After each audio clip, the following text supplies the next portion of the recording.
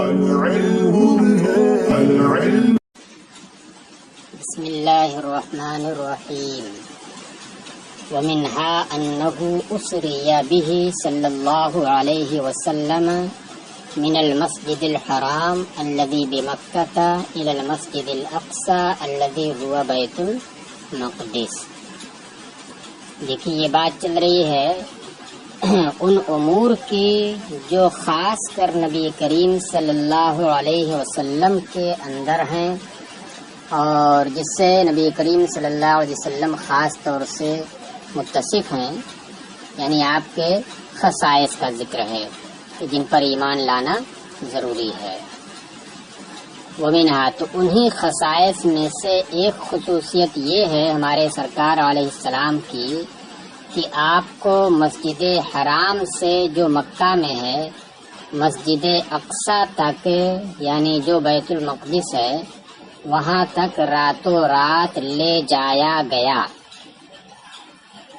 ثم عرج به، یہ حضور کی خصوصیت ہے کہ راتوں رات مسجد حرام سے مسجد اقصی لے جایا گیا، جو کافی دنوں کی مسافت پر واقع ہے، سینکڑوں میل کی مسافت پر واقع ہے۔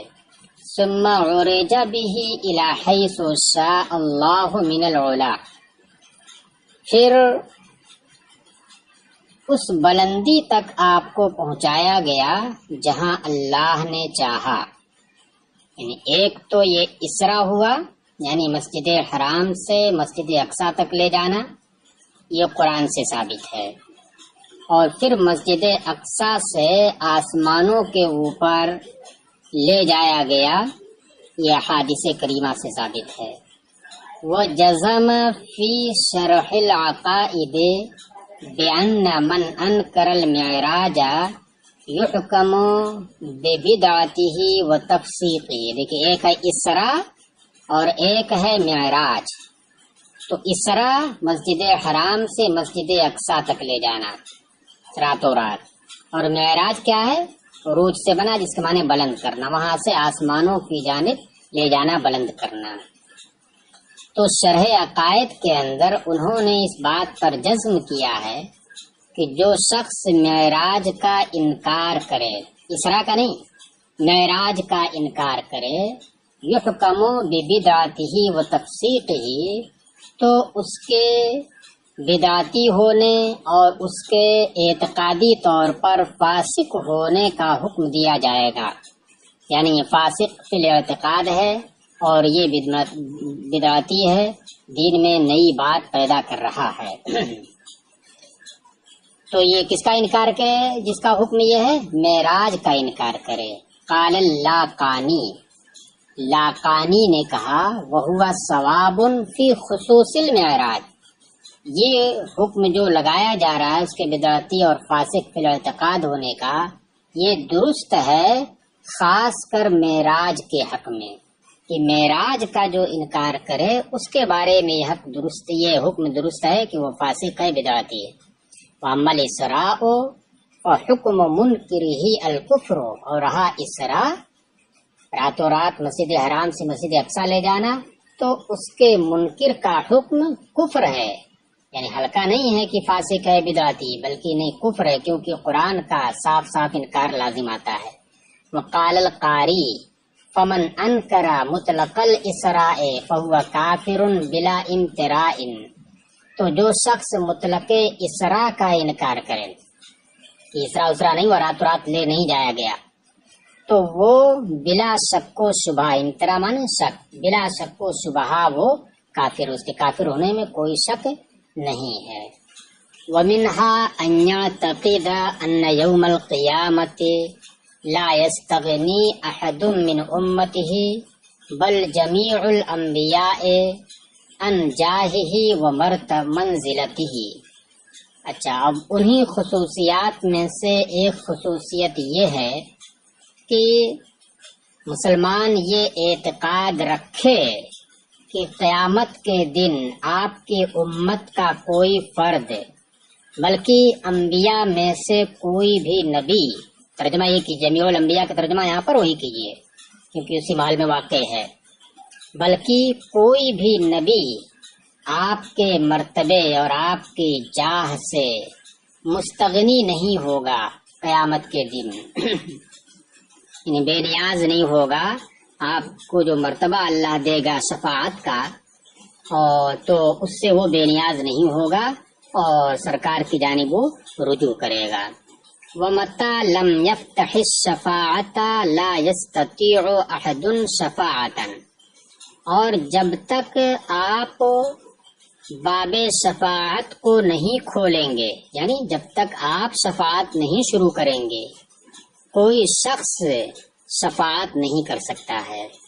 مطلب یہ ہوا کہ سب سے پہلے باب شفاعت آپ کھولیں گے، سب سے پہلے آپ شروع کریں گے شفاعت، پھر اس کے بعد اور انبیاء کو شفاعت کا حکم ہوگا، شفاعت کی اجازت ہوگی. دوسرے لوگ انبیاء ہوں یا اولیاء ہوں یا فرشتے ہوں، جن کو بھی اجازت ہے تو وہ اجازت حضور کے شفاعت کا دروازہ کھولنے کے بعد ہی ہوگی.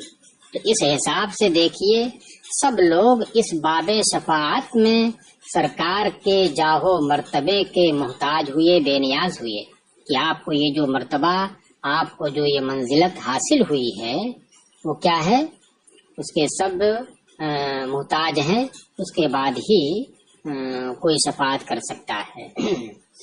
چلیے قضا فی المعتمد، معتمد فی المعتقد میں ایسا ہی لکھا ہے. چلیے تو اس سے کیا سمجھ میں آیا کہ یہ اعتقاد رکھنا ضروری ہے کہ قیامت کے دن سب سے پہلے فتح باب شفاعت آپ فرمائیں گے، اس کے بعد کہیں جا کر دوسرے شافعین شفاعت کر سکیں گے. وفی الکنز، اب شفاعت کی جب بات آ گئی ہے تو پھر اس کی تفصیل کچھ بیان کریں گے کہ شفاعت یہ کیا ہے، اس کا معنی کیا ہوتا ہے، یہاں پر کس معنی میں یہ مستعمل ہے.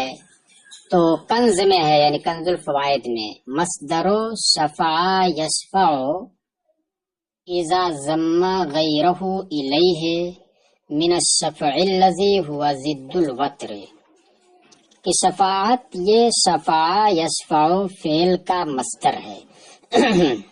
شفع یشفع باب فتح یفتح سے اسی کا یہ شفاعت مصدر ہے.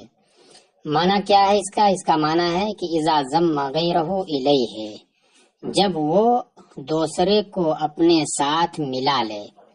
شفع یشفع کا مطلب کیا ہوتا ہے، دوسرے کو اپنے ساتھ ملا لینا، جفت کر دیں، تنہا ہے تو ڈبل ہو جانا، دو ہو جانا. من الشفع، یہ ماخوذ ہے شفاعت کا لفظ، جو شفع یشفع کا مصدر ہے یہ ماخوذ ہے اس شفع سے الذی ہوا ضد الوتر، جو وتر کی ضد ہے. وتر کے معنی ہوتا ہے طاق ہے اور شفع کے معنی ہوتا ہے جفت یعنی جوڑا جوڑا، تو اسی سے یہ ماخوذ ہے. تو ماخوذ ہونے کا مطلب کیا ہوا کہ وہ معنی پایا جانا چاہیے اس کے اندر، طاق جفت والا معنی. تو جفت کا معنی کیسے ہو رہا ہے، اس طرح سے کہ شفع کا مطلب کیا ہوا کہ اس نے دوسرے کو اپنے ساتھ ملا لیا. اب دیکھیے کان، اب کیسے یہاں پر معنی ہو رہا ہے، جس شفاعت کی بات یہاں پر چل رہی ہے انبیاء کے لیے کہ انبیاء شفاعت کریں گے، اور اس باب میں ہمارے نبی کریم صلی اللہ علیہ وسلم سب سے زیادہ مرتبے والے ہیں کہ سب سے پہلے آپ ہی کو شفاعت کا حکم ہوگا، اجازت ہوگی. تو پھر اس شفاعت کے اندر یہ ملانے کا، غیر کو ملانے کا معنی کیسے منطبق ہو رہا ہے، تو اسی کو کہہ رہے ہیں کأن الشفیع ضم سوالہ الی المشفوع لہ، گویا کہ سفارش کرنے والے نے اپنے سوال کو مشفوع لہو کے ساتھ ملا دیا ہے. مطلب یہ کہ اپنا جو سوال کرتا ہے، اللہ سے سوال کرتا ہے، درخواست کرتا ہے، تو اپنے اس سوال کو اس نے ملا دیا. کس سے ملایا؟ مشفوع لہو سے، یعنی سوال کرنا اس کا اپنے لیے نہیں بلکہ جس کے لیے شفاعت کرتا اس کے لیے ہوتا ہے. تو اس نے اپنی اس دعا کو، اپنی اس درخواست کو مشفوع لہو سے ملا دیا. تو اس حساب سے یہاں پر جو شفاعت ہے اس کے اندر ملانے کا معنی پایا جاتا ہے. وفی شرح الجواہر ولا يستعمل الا لضم الناجی الى نفسه من هو خائف من سطوة الغیر. اور دیکھیے شرح الجواہر میں ہے کہ یہ شفاعت کا لفظ نہیں استعمال کیا جاتا ہے مگر اس کام کے لیے کہ نجات پانے والا شخص ایسے کو اپنے ساتھ ملا لے جو دوسرے کے دبدبے سے خوف زدہ ہو. یعنی ایک شخص ہے نجات پانے والا، وہ دوسرے کے خوف سے دبدبے سے خوف زدہ نہیں ہے. اب کوئی دوسرا شخص ہے وہ دوسرے کے خوف دبدبے سے خوف زدہ ہے، یعنی اللہ کے دبدبے سے خوف زدہ ہے، تو پھر ایسے کو نجات پانے والا اپنے ساتھ ملا لے. اس معنی یعنی نجات کے سلسلے میں ملا لے، تو اس معنی کے لیے یہ لفظ شفاعت استعمال کیا جاتا ہے.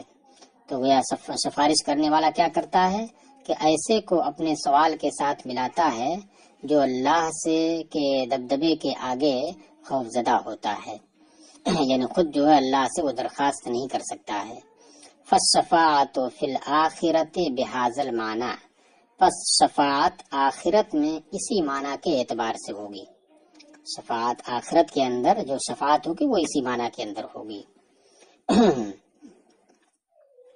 ووجوبها بالکتاب والسنت، اور شفاعت کا ثبوت، وجوب بمانا ثبوت، یہ کتاب اور سنت سے ہے.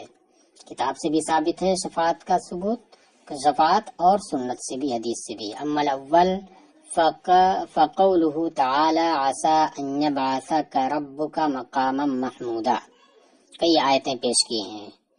رہا پہلا یعنی اس شفاعت کا ثابت ہونا کتاب اللہ سے، تو وہ اللہ تبارک و تعالی کا یہ قول ہے عسى ان يبعثك ربك مقاما محمودا ولسوف يعطيك ربك فترضى من ذا الذي يشفع عنده الا باذنه يومئذ لا تنفع الشفاعة الا من اذن له. مختلف آیتیں پیش کی ہیں. دیکھیے اس میں کیا ہے، قریب ہے کہ تمہارا رب محبوب، تمہارا رب تمہیں مقام محمود پر لا کھڑا کرے. دیکھیے جمہور مفسرین یہ فرماتے ہیں کہ مقام محمود سے مراد مقام شفاعت ہے. مقام محمود سے مراد کیا ہے؟ مقام شفاعت ہے، کہ جہاں پر آپ فتح باب شفاعت کریں گے. وَلَسَوْفَ يُعْطِيكَ رَبُّكَ فَتَرْضَىٰ، اور تمہارا رب بے شک قریب ہے کہ تمہارا رب تمہیں عطا کرے کہ تم راضی ہو جاؤ. یہاں پر بھی مفسرین نے فرمایا ہے کہ شفاعت کا اختیار آپ کو دے گا کہ جس سے آپ جو ہے راضی ہوں گے. جب یہ آیت کریمہ نازل ہوئی تو نبی کریم صلی اللہ علیہ وسلم نے کہا کہ جب ایسی بات ہے تو میں راضی اس وقت تک نہیں ہوں گا جب تک کہ میری امت کا کوئی ایک فرد بھی جہنم کے اندر رہے گا. امت سے مراد امت اجابت ہے، صرف امت دعوت نہیں. یعنی جب تک کوئی مومن جہنم میں رہے گا اس وقت تک میں راضی نہیں ہوگا، اس کو جہنم سے نکلوا کر کے ہی راضی ہوں گا. من ذا الذی یشفع عنده الا باذنہ، وہ کون ہے جو اللہ کے حضور اللہ کی اجازت کے بغیر شفاعت کرے، یعنی اللہ کی اجازت سے شفاعت کرے گا کوئی، تو شفاعت ثابت ہوتی ہے اس آیت سے بھی. یومئذ لا تنفع الشفاعۃ الا من اذن له، وہ دن ایسا ہوگا کہ شفاعت فائدہ نہ دے گی مگر اسی کو جسے اللہ اجازت دے گا، یعنی جس کے لیے سفارش کرنے کی اجازت دے گا اسی کے لیے شفاعت کارگر ہوگی. تو اس سے بھی دیکھیے شفاعت کا ثبوت ہوتا ہے، یعنی شفاعت ہوگی اللہ کے اذن سے ہوگی. وقال فی حق الکفرۃ فما تنفعهم شفاعت الشافعین، اور خاص کافروں کے بارے میں فرمایا کہ سفارش کرنے والوں کی سفارش انہیں فائدہ نہ دے گی. تو دیکھیے کافروں کے بارے میں کیا فرمایا کہ سفارش کرنے والوں کی سفارش انہیں فائدہ نہ دے گی. اس کا مطلب یہ نہیں ہے کہ سفارش ان کے حق میں کرنے والے کریں گے مگر وہ فائدہ مند نہ ہوگی، نہیں. مطلب یہ ہے کہ دیکھیے قیامت میں سفارش جو کرے گا وہ بھی معذون ہوگا، ہر کوئی سفارش نہیں کر سکتا ہے، اور جس کے حق میں سفارش کی اجازت ہوگی وہ بھی کیا ہوں گے، وہ بھی متعین ہوں گے کہ کس کے لیے آپ سفارش کر سکتے ہیں، کس کے لیے نہیں کر سکتے ہیں. تو اس لیے شفاعت جب پائی جائے گی تو معزون کی طرف سے پائی جائے گی اور معزون کے حق میں پائی جائے گی، اور یہ کفار تو وہ ہوں گے نہیں کہ جن کے لیے سفارش کی اجازت ہوگی، تو پھر سفارش کرنے والوں کی سفارش انہیں فائدہ نہ دے گی، کا مطلب یہ ہوا کہ سفارش ان کے حق میں ہوگی ہی نہیں، کوئی سفارش کرنے والا سفارش کرے گا ہی نہیں۔ تو اب اس میں کافروں کو تہدید کی گئی ہے، ان کو دھمکی دی گئی کہ سفارش بھی تمہیں کام نہیں آئے گی۔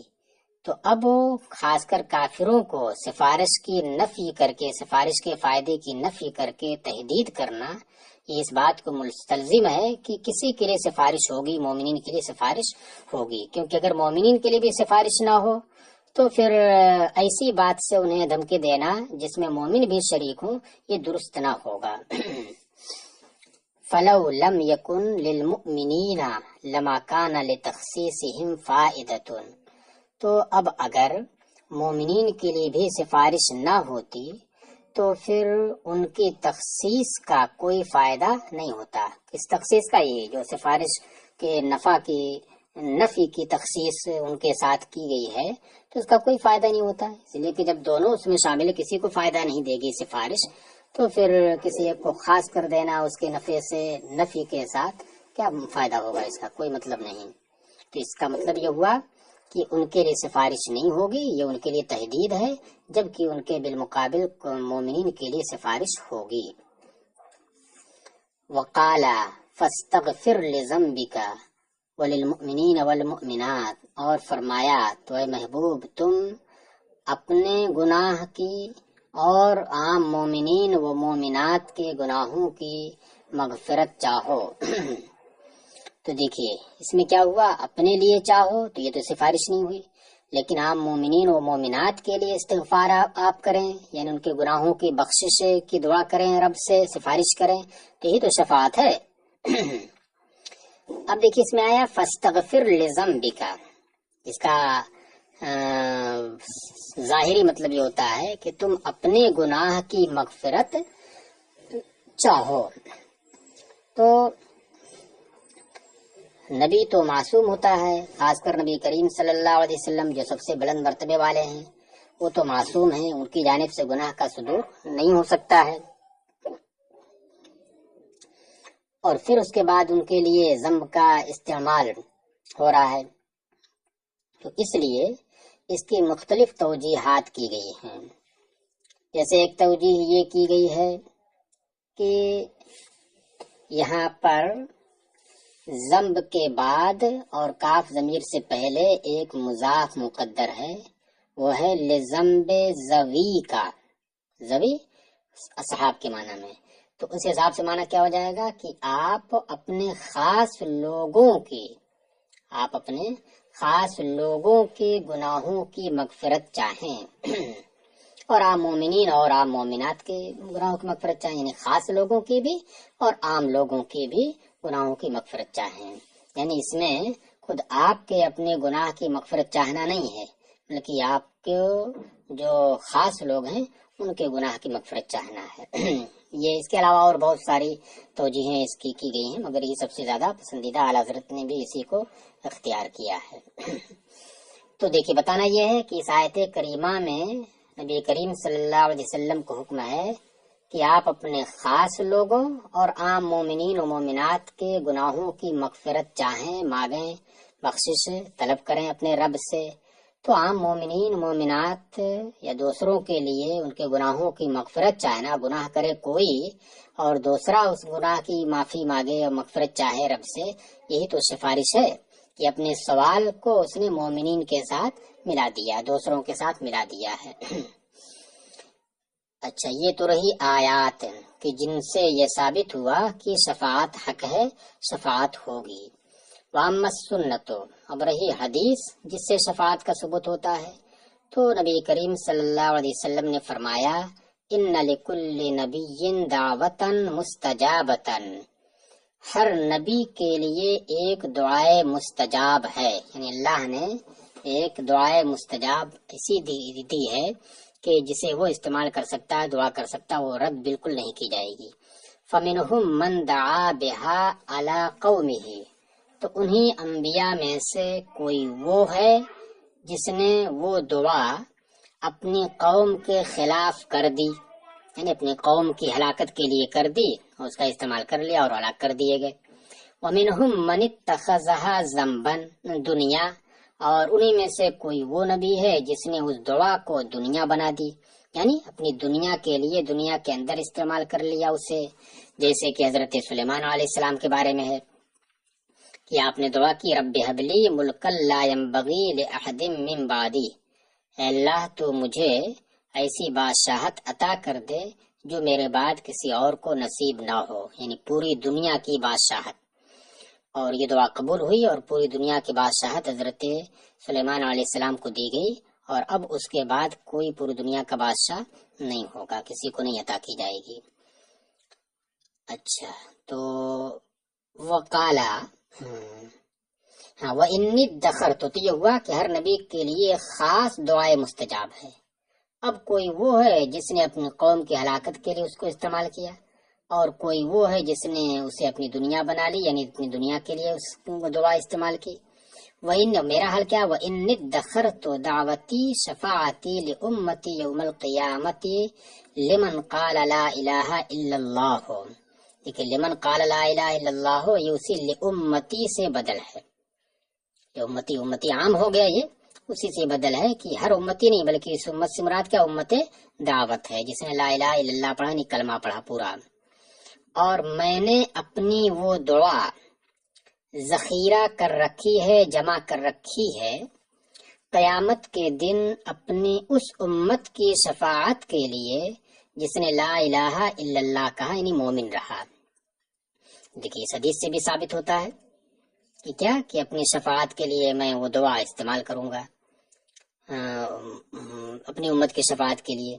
وقالا، اور نبی کریم صلی اللہ علیہ وسلم نے دوسری حدیث میں فرمایا، خیرت بین ان یدخل نصف امت الجنت وبین الشفاعت، مجھے دو باتوں کے درمیان اختیار دیا گیا، ان دونوں میں سے کوئی بھی اختیار میں کر سکتا ہوں۔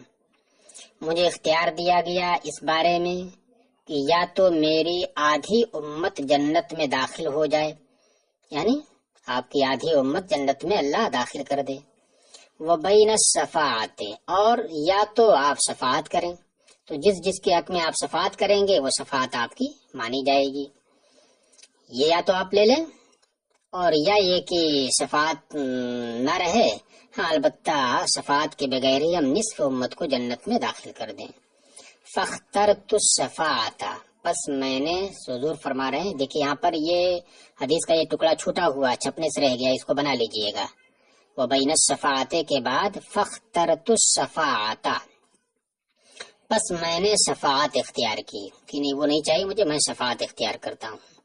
تو شفاعت اختیار کی، اس کی وجہ بھی بتا دی، لأنہا اعم، اس لیے کہ شفاعت یہ عام تر ہے، یہ زیادہ لوگوں کو عام ہوگی، جس کی شفاعت میں چاہوں گا اس کی اللہ تعالی قبول فرما لے گا اس کے حق میں، تو میں اپنی تمام امت کی شفاعت چاہوں گا تو تمام امت میری جنت میں چلی جائے گی، اور اس کے برخلاف شفاعت کو نہ اختیار کرتا، دوست پہلی والی شک کو اختیار کرتا، تو پھر آدھے لوگ جو ہے جہنم میں رہتے، آدھے جنت میں جاتے۔ تو اس لیے میں نے شفاعت اختیار کی کہ میں شفاعت چاہتا ہوں، لأنہا اعم، کیونکہ یہ شفاعت عام تر ہے، زیادہ لوگوں کو یہ شامل ہے۔ اترونہا للمتقین، آگے دیکھیے سرکار فرماتے ہیں اترونہا،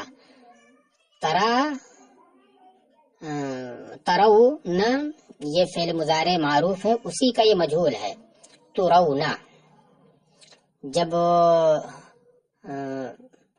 را کا لفظ مجہول استعمال کیا جائے تو اس کا معنی خیال کرنا ہوتا ہے، دیکھنا نہیں بلکہ خیال کرنا، گمان کرنا، یہاں پر گمان کرنے کے معنی میں ہے۔